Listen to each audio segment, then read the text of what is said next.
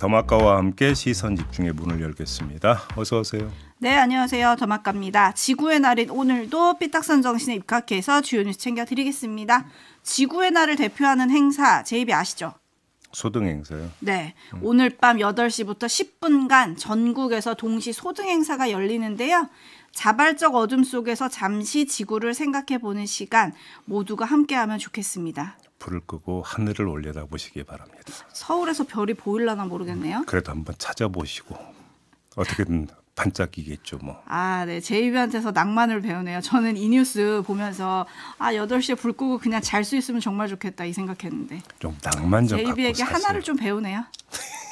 근데 뭔가 이렇게 비꼬는 느낌이 이렇게 올까? 아니에요. 진심으로 배웠고요. 7030님, 지난 금요일 10시 20분 청취율 전화 받았어요. 너무 기분이 좋았습니다. 왜냐하면 내가 좋아하는 김종배의 시선집중이라고 할 수 있었어요. 아이고 감사합니다. 어이구, 잘하셨어요. 고맙습니다. 네. 잘하셨어요. 그리고 더울 때 에어컨 좀 틀지마님. 날씨가 벌써 에어컨 계절이 돌아왔네요. 저희 집 에어컨 고장났는데 어떡하나. 작년 여름 거의 끝날 때 고장나가지고 에이 몰라고 그냥 내팽개쳤는데. 아이고. 네. 올해 켤 수 있을지 빨리 AS 신청하시고요. 아니면 네. 빨리 사셔야 합니다. 올여름도 엄청 더울 거라죠. 네. 그리고 김채영님 네. 땅끝말 해남입니다 라고 해주셨고요. 9609님 김종배의 시선집중 열혈 팬 열혈 청취자입니다. 이름 한번 불러주세요. 정유정입니다. 불러주세요. 정유정님 반갑습니다. 네, 10명. 10명 널리 전파 이미 하고 계시지 않을까 싶고요. 네. 사하나구칠님 오늘도 6시에 출근해서 추어탕에 들어가는 시래기 열심히 정리하면서 듣고 있습니다. 제이비 오늘도 힘내세요. 추어탕 좋은데 고추 성성 썰어놓고 네, 추어탕 좋죠. 깨가루 뿌려갖고 그냥. 네. 네, 넘어갑시다. 네. 6시에 출근해서 시래기 다듬고 있는 사하나구칠님에게 힘을 주셔야지 추어탕 좋은데라고 감탄만 하시면 어떡해요. 추어탕을 먹고 힘을 내서 용기를 드리려고 합니다. 왜? 알겠습니다. 네, 오늘도 커피 디저트 세트 보내드리도록 하겠고요. 제이비타임즈 오늘 주목할 첫 번째 뉴스 어떤 건가요? 윤석열 대통령이 한동훈 전 국민의힘 비대위원장을 비롯한 비대위원들을 용산으로 초청했지만 한동훈 전 위원장이 거절을 했다고 합니다. 네.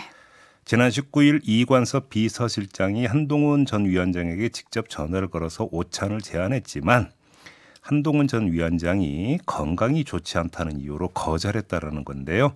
당초 용산이 잡았던 오찬 날짜는 바로 오늘이다. 이런 보도도 있었습니다. 자, 이 대목에서 다시 음미해야 하는 글이 하나가 있습니다. 한동훈 전 위원장이 20일 페이스북에 올린 글인데요. 음성 대역으로 녹음을 했거든요. 잠시 들어보시죠. 정치인이 배신하지 않아야 할 대상은 여러분, 국민뿐입니다. 잘못을 바로잡으려는 노력은 배신이 아니라 용기입니다. 사심 없고 신중하기만 하다면요. 네, 한동훈 전 위원장이 페이스북에 글이나 사진을 올린 게 2021년 이후 처음이라 그러더라고요. 그래서 유난 3차 갈등이 시작된 거 아니냐. 이 글에 이런 해석도 있긴 했는데 네. 어떻게 봐야 될까요? 일단 시점을 한번 보죠. 용산에서 오찬 초청을 했으나 거절한 다음 날에 페이스북에 글을 올린 겁니다. 네. 하루 뒤에. 건강이 안 좋아서 용산에 못 간다면서 페북에 글은 올렸습니다. 자, 일단 이거 킵하고요. 다음은 내용을 보시죠. 배신하지 말아야 할 대상은 오로지 국민뿐이라고 했습니다. 그럼 윤석열 대통령은 어떻게 되는 걸까요? 요 두 가지 내용을 종합을 하면 어떤 결론이 나오겠습니까? 윤석열 대통령에 대해서는 배신이고 뭐고 논할 이유도 필요도 없다라는 뜻으로 해석 가능하지 않겠습니까? 한마디로 얘기하면 윤석열 대통령으로부터의 독립선언, 차별화선언 이렇게 간주를 해도 될 것 같습니다. 지난주 금요일 바로 이 시간에 폐쇄자된 한동훈 전 위원장이 보기를 꾀하려면 차별화 외에는 방법이 없다라고 말씀드린 바가 있었는데 그 길에 나선 것 같은데 생각보다는 상당히 빠릅니다.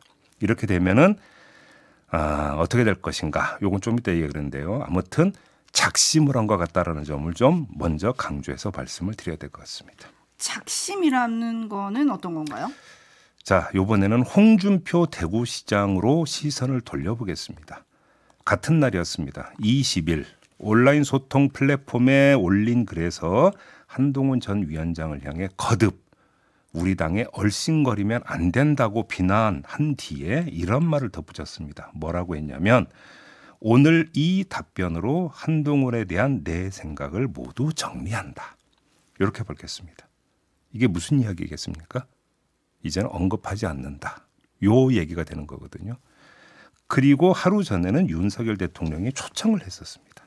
정리하면 윤석열 대통령이나 홍준표 시장 모두 한동훈 전 위원장에 대한 공격을 멈추고 손을 내밀려는 찰나에 한동훈 전 위원장이 마이웨이를 선언을 했다. 이런 이야기가 되는 겁니다. 그래서 작심을 했다. 이렇게 지금 말씀을 드리는 건데요. 이러면 관심사는 딱 하나가 됩니다. 언제 활동을 재개할 것이냐. 이것만 남았다라고 봐야 될 것 같습니다. 네, 그래서 언제 정치 활동을 재개할 거냐 이거에 많은 관심들이 있으신데 또 한동훈 전 비대위원장이 올린 글 맨 끝에 보면 정교하고 박력 있는 리더십이 국민의 이해와 지지를 만날 때 난관을 헤쳐나갈 수 있다는 신념을 가지고 있습니다. 네. 정교해지기 위해 시간을 가지고 공부하고 성찰하겠습니다. 이렇게 썼거든요. 그러니까 시간을 가지고 공부하고 성찰한다면 당장 등판은 안 한다는 뜻을 담고 있는 것 아니겠습니까? 네. 일단 그렇게 해석을 해야 되는 것 같고요. 네. 여기서 역설적인 상황 하나를 더 말씀을 드려야 될 것 같은데 어떤 거죠? 총선 후에 홍준표 시장이 몸소 한동훈 때리기에 나섰습니다. 최일선에 섰습니다. 이것이 불러온 역설적 상황이 하나가 있습니다. 홍준표 시장의 한동훈 때리기가 거듭되면서 그의 반비례에서 나온 게 뭡니까?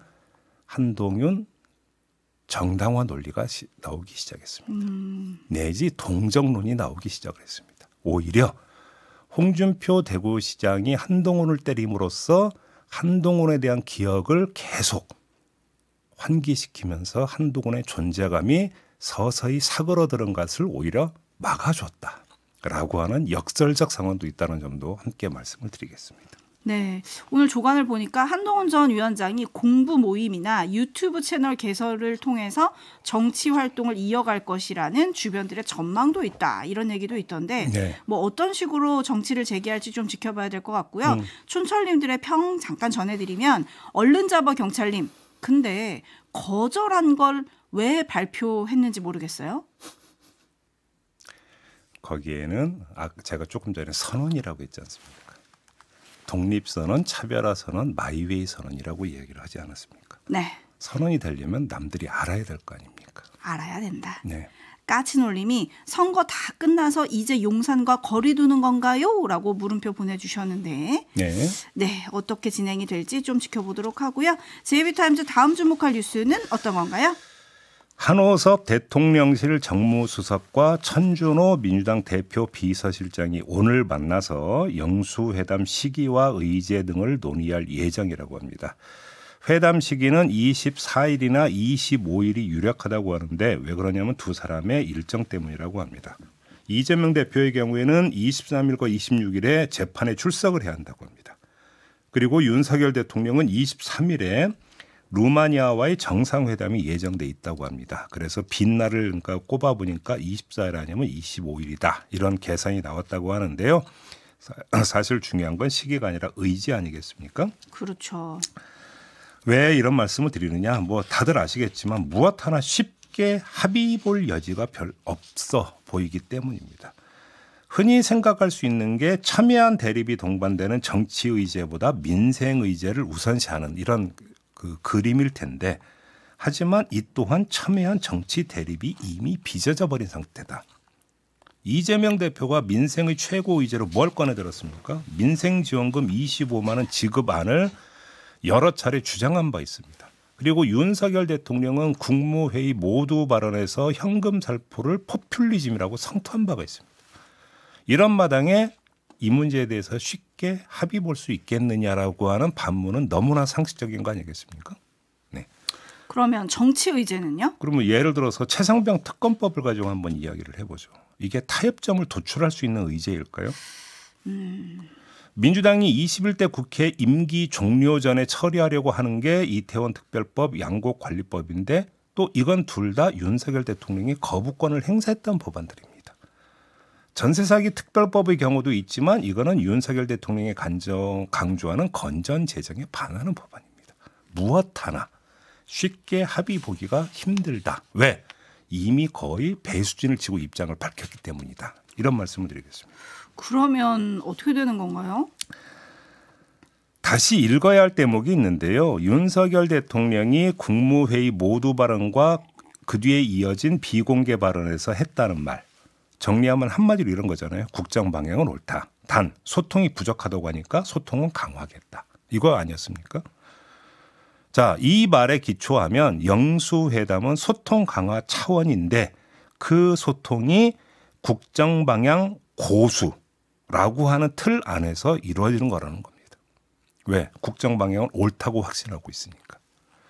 이렇게 보면 상투적인 해석과 전망이 나오게 되는데요. 아마도 제 할 말 서로 하고 헤어지는 영수회담. 그래서 실천이 담보되지 않는 여야정 협의체 가동 정도를 합의하고 끝내는 영수회담. 이게 상식적 전망일 것 같은데 근데 부디 이런 상식적 전망을 좀 깼으면 좋겠다.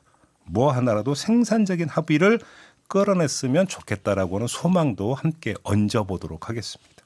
네, 뭐 인사 문제를 논의할 거라는 전망도 있잖아요. 뭐 예. 여건에 따르면 윤석열 대통령이 최근에 비서실장으로 검토되고 있는 정진석 의원을 만났다 이런 얘기도 있던데 인사 문제를 논의한다면 어떨까요? 자, 총리의 경우가 사실은 영수회담에서 논의될 수 있는 거죠. 왜 그러냐면 총리 같은 경우는 국회 인준이 필요하니까 야당의 협조가 없으면 안 되는 거니까요. 어찌 보면 최우선으로 이야기될 수 있는 게 바로 총리 인선 문제라고 생각을 할 수가 있습니다.